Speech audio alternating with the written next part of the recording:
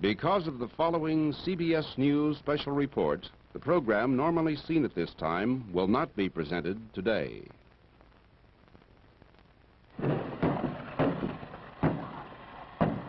What's that?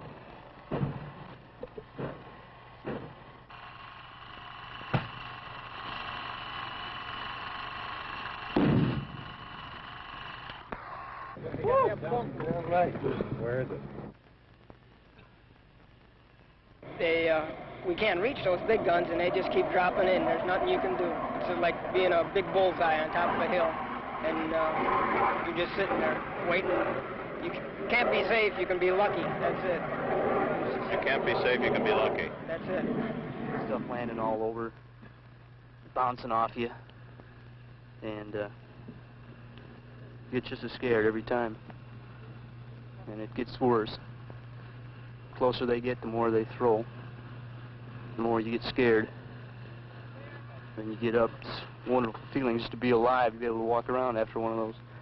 If I live 100 years, I'll just never, ever be able to tell the story the way it really happened. These young kids who, you just run up to them, and when we were all boxed in, they were all around, and they were all over our perimeter, and we're throwing grenades, and I got pretty close, and just run up to one of these kids and say, Marine, we're going to get out of here, aren't we? And the kid look up to you and say, you're damn right we are, Skipper.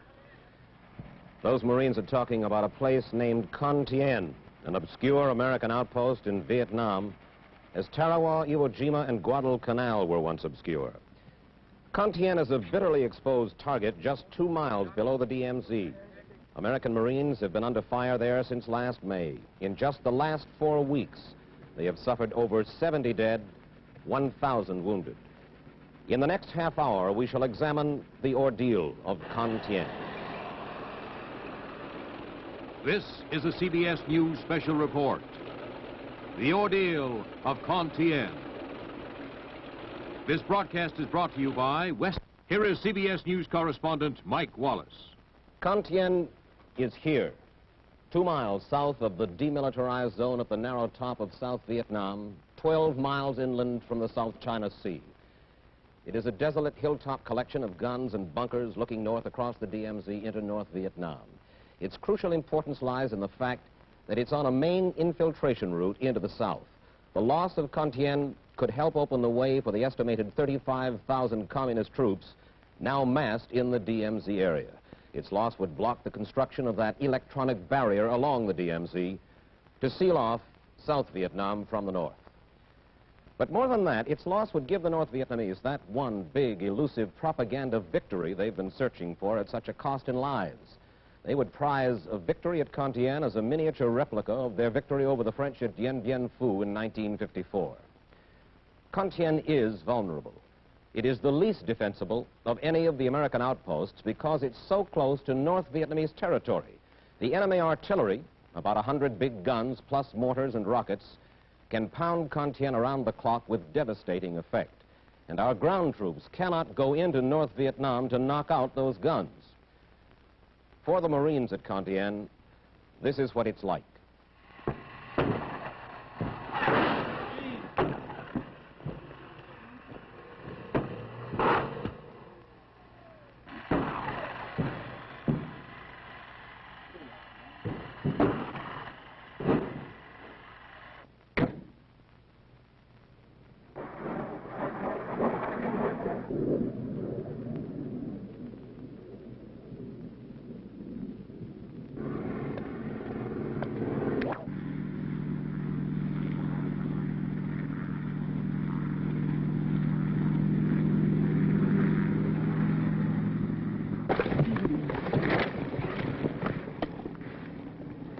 You'll hear them whistle over your head. It went off.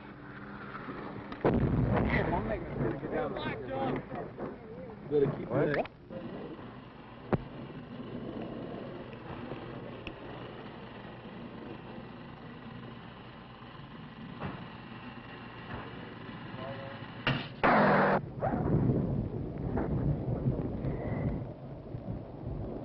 Emergency medevac, ASAP. Top priority. All right, somebody take time to wait on it.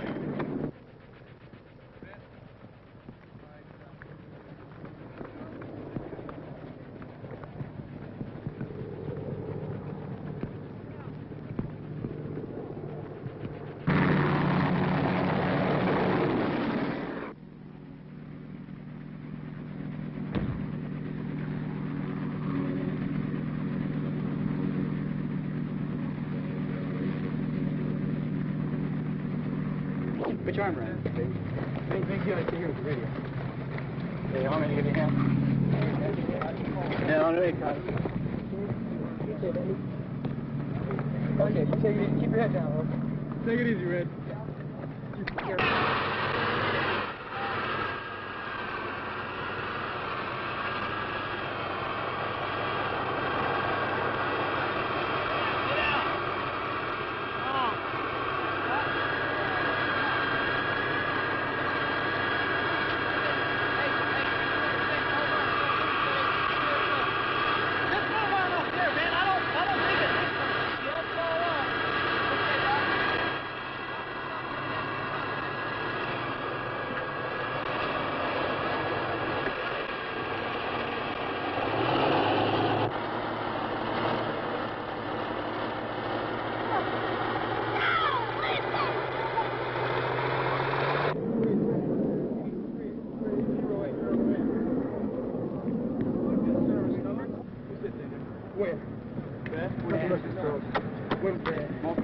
Hey, you want me to call 6 and tell them to get a medevac on the way? Wait a minute.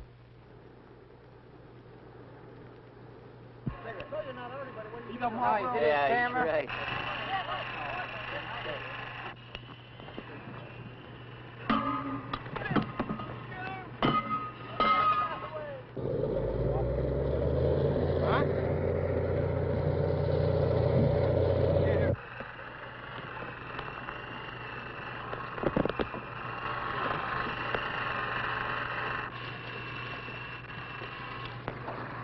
You ran, people. Ran low. You got boot. Wait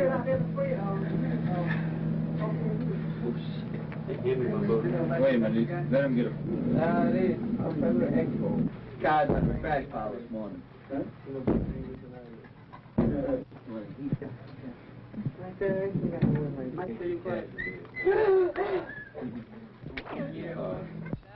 Six 80100.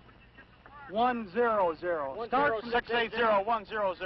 680-100.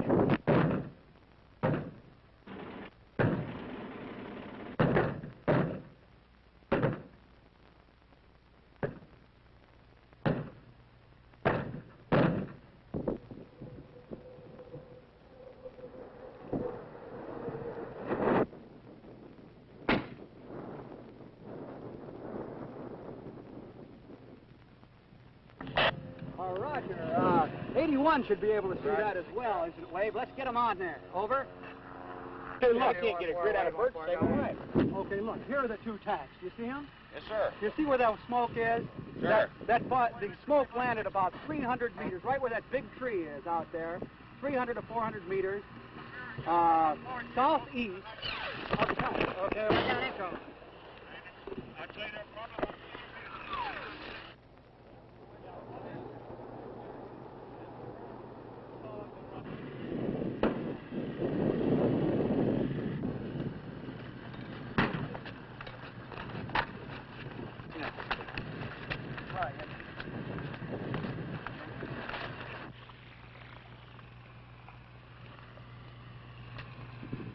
What happened to your squad? They was hit. Most of them was hit by shrapnel, and there was medevac. Well, tell me, you came here at full strength? I had 13 men when I came. And it's 4 days later now, and how many are still here? 6. I think we're just occupying ground and losing too many men. I'm losing too many men. If we were to stay here too much longer, we wouldn't have much left of this platoon, let alone the company. I see, what, about 3, 4 people get it a day. Not real bad, but enough to be medevac. Cut my platoon down. Well, isn't that all part of war, as the generals say? Sure it is, but for 7 months up here, 1 battalion ain't going to have much left if that's part of war. That'll rotate a little more, I think. Send us back where we can get new men and train them. See, we're getting new men out here. They're coming out, well, what you might call green, and then they don't know really how to act. The rifles have been jamming, the mud's been, has slowed everything down, and the artillery comes in everywhere, and it just gets pretty futile and frustrating sometimes. Well, the really depressing part about it is, like, there isn't really much you can do, you know what I mean? You see the rounds come in, you see your buddies get blown away and wounded, and stuff like that. Well, I can't say that I'm scared stiff, but I'm scared. I mean, after a while, you know it's going to come. And you can't do nothing about it. And you just look to God. It's about the only thing you can do. Well, do you get any idea from up around Con Thien how the war is going? Yes. If we don't get some more people up in this area real quick, and we don't get some more B-52s real fast, then these people are going to be all the way down to Da Nang before anybody knows it. Does everybody agree with that? 100%. What kind of support are the Marines getting? General Westmoreland says the Americans are responding with the greatest concentration of conventional firepower in history. The U.S. artillery fire is 10 times greater than the enemy's. It comes from Dong Ha, Cam Lo, Jolin, the other outpost corners of what is called Leatherneck Square, and from these big guns at Camp Carroll. The batteries fire off as many as 10,000 shells daily, lobbing them over the heads of the men at Con Thien deep into the demilitarized zone. And then there are the B-52 bombers striking from nearby Thailand. They pound the zone day in, day out with tons of explosives.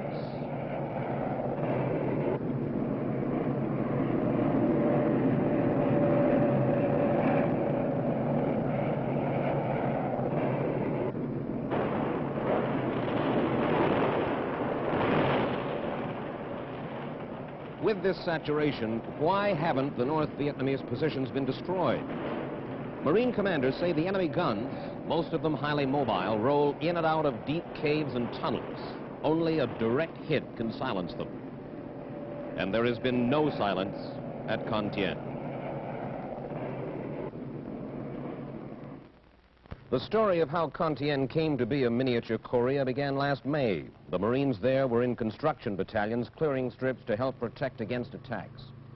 The outpost was little more than a few trenches dug on a hilltop, still green and unscorched, manned by 300 South Vietnamese civilian irregulars advised by a handful of American Special Forces troops.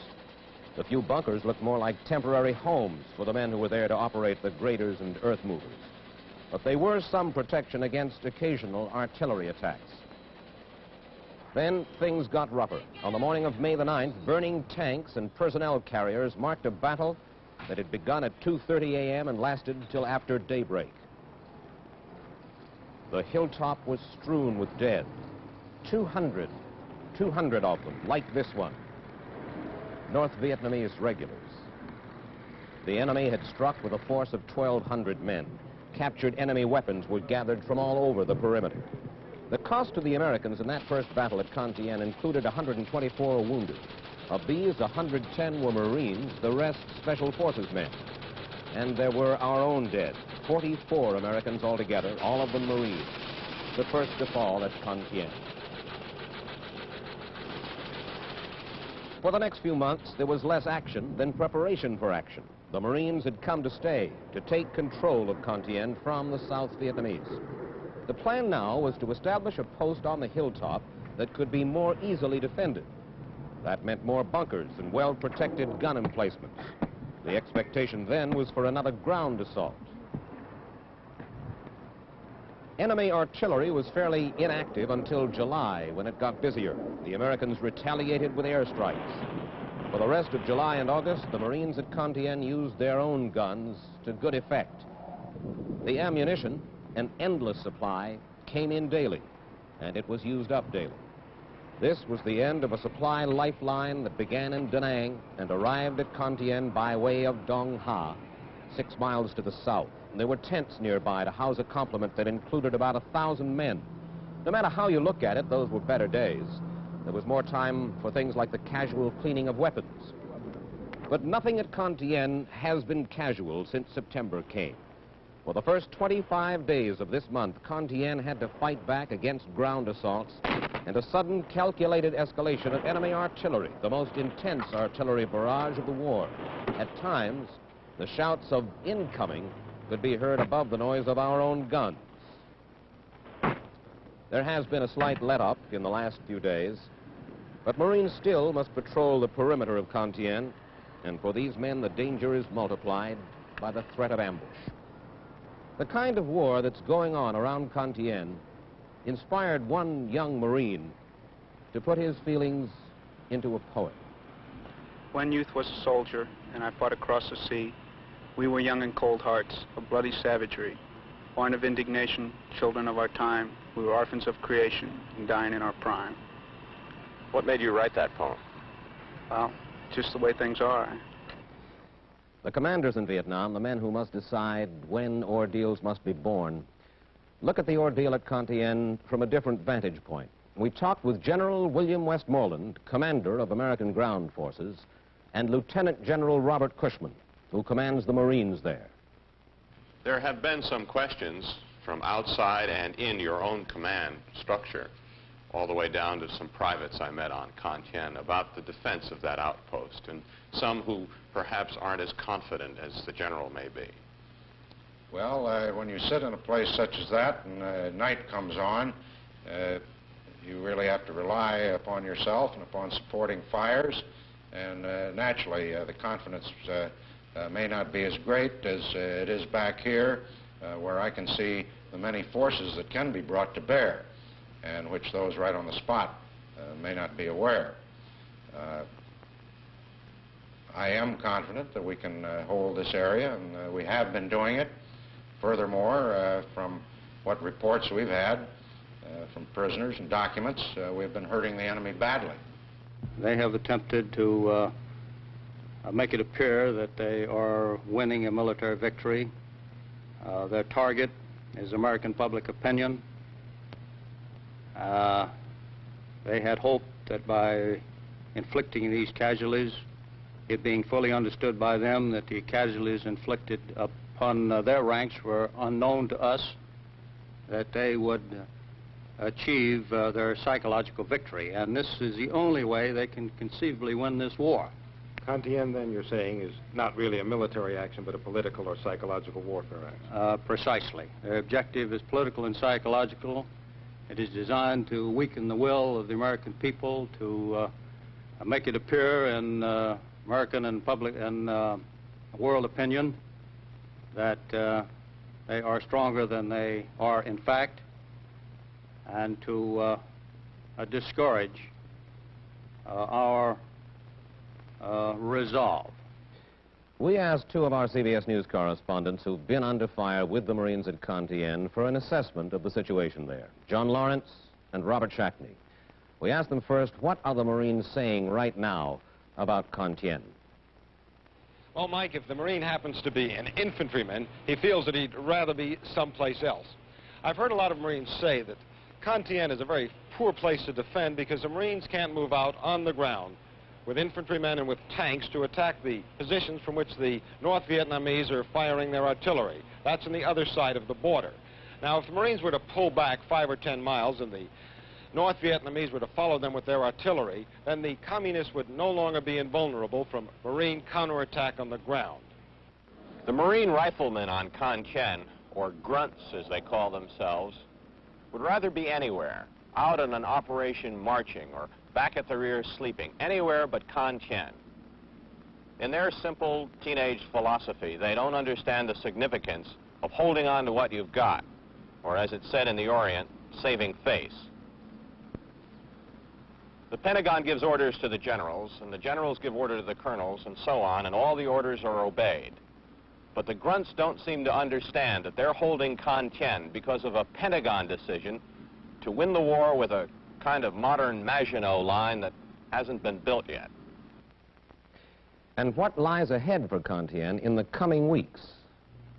There's not likely to be much change, Mike, as long as the monsoons last. The heavy rains are supposed to start this month, and they'll last 2 or 3 months, and during that period, it's unlikely that the Marines can reopen the roads. Marines say that they can resupply themselves for defensive purposes with helicopters, but all that's very limited. The Marines won't be able to move out and in force until the road dries out.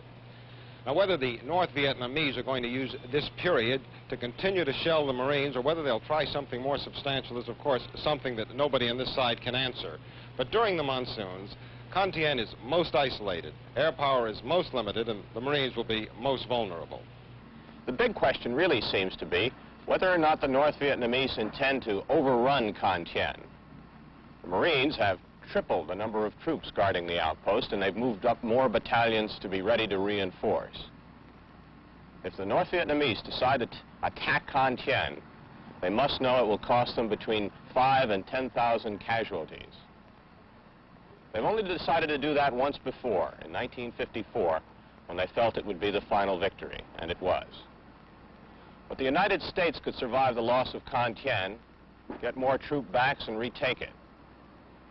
So it would not seem to be in the best interest of the North Vietnamese to attack Con Thien in the near future.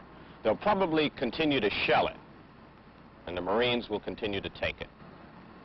2 years ago, when the first of 500,000 Americans began settling into their enclaves here, with the fresh Pentagon promises of a quick victory, the generals were promoting the new military strategy of the air mobile offense. Now, in the light of Con Thien, the generals are explaining their successes with the words, mobile defense. Mobile defense seems to mean putting 3,000 men on the ground and allowing them to sit in the mud and wait for the shell with their name on it. The military can no longer justify this war with a casualty count. It may be that more Marines are dying along the DMZ than enemy. Anyway, no one doubts General Giap's strategy of sacrificing 10 of his own for 1 American, and few here believe our own exaggerated guesses at enemy casualties. The Marines have not run any operations into the DMZ since this summer because there are not enough regiments to be sure of victory.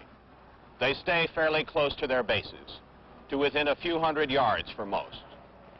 It begins to sound like a conventional war with a conventional front, and in a few years, the Marines who have come down off Con Thien will talk as proudly as those who came back from the Chosin Reservoir.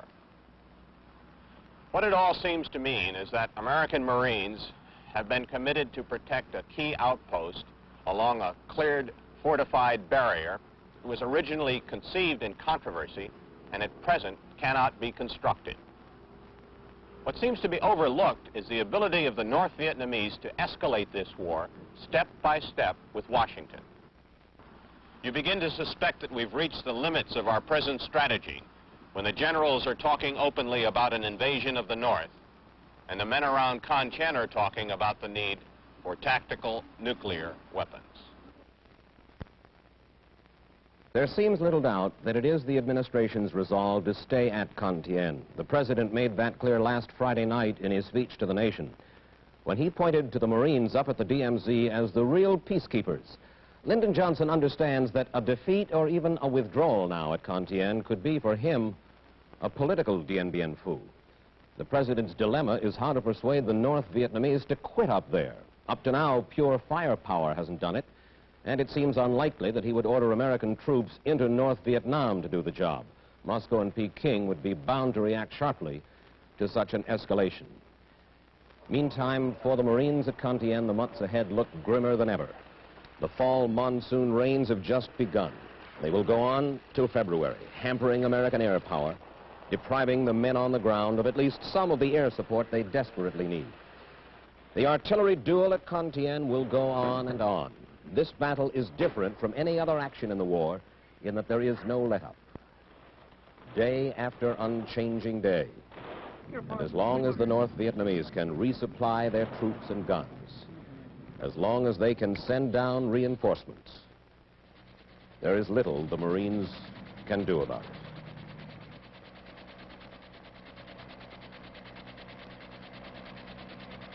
Mike Wallace, CBS News, New York. CBS News film cameramen at Con Thien, Keith Kay, Gerard P., John Smith, Carl Sorensen, Kurt Volkert, P.B. Wan, and the CBS News sound men, Pham Van Way, Phaloop Rod Boone, Phan Chan, Thanong Hiransi, D.V. Ree, Pham Tan Don. This has been a CBS News special report, The Ordeal of Con Thien. This broadcast has been brought to you by Western Electric, the manufacturing and supply unit of the Bell System, as part of their continuing coverage of important news events.